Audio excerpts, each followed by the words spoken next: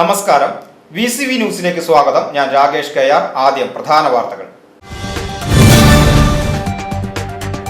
2024 July മാസം പ്രാബല്യത്തിൽ വന്ന 12ാം ശമ്പള പരിഷ്കരണ നടപടികൾ ആരംഭിക്കണമെന്നും സർക്കാർ ജീവനക്കാർക്കുള്ള ആരോഗ്യ ഇൻഷുറൻസ് പദ്ധതി സർക്കാരിന്റെ പങ്കാളിത്തത്തോടുകൂടി കാലതാമസം കൂടാതെ നടപ്പാക്കണമെന്നും ജോയിന്റ് കൗൺസിൽ വടക്കാഞ്ചേരി മേഖലാ സമ്മേളനം പ്രമേയത്തിലൂടെ ആവശ്യപ്പെട്ടു. ജയശ്രീ ഹാളിൽ നടന്ന സമ്മേളനം സംസ്ഥാന കമ്മിറ്റി അംഗം MG ബെന്നിമോൻ ഉദ്ഘാടനം ചെയ്തു.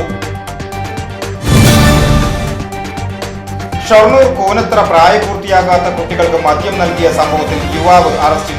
ഷൊർണൂർ കവളപ്പാറ ചിറ്റിലപ്പള്ളി ക്രിസ്ത്യൻ സി രാജനാണ് അറസ്റ്റിലായത്.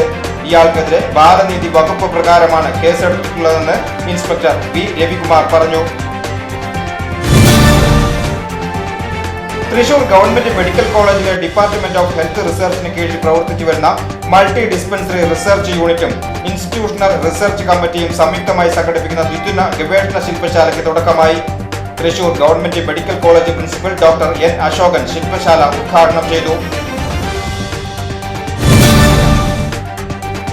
മാലിന്യ നിക്ഷേപ കേന്ദ്രമായി വടക്കാഞ്ചേരി സിവിൽ സ്റ്റേഷൻ പരിസരം സമ്പൂർണ്ണ മാലിന്യമുക്തമായി പ്രഖ്യാപിച്ച വടക്കാഞ്ചേരി നഗരസഭയുടെ നഗരഹൃദയത്തിലാണ് മാലിന്യങ്ങൾ കുന്നുകൂടി കിടക്കുന്നത്. മാലിന്യം അടിയന്തരമായി നീക്കം ചെയ്യാൻ നടപടി സ്വീകരിക്കണമെന്ന് കോൺഗ്രസ്. പാലത്തിന്റെ അഭാവം സഞ്ചാര സ്വാതന്ത്ര്യത്തിന് വിലങ്ങുതടിയാകുന്നു.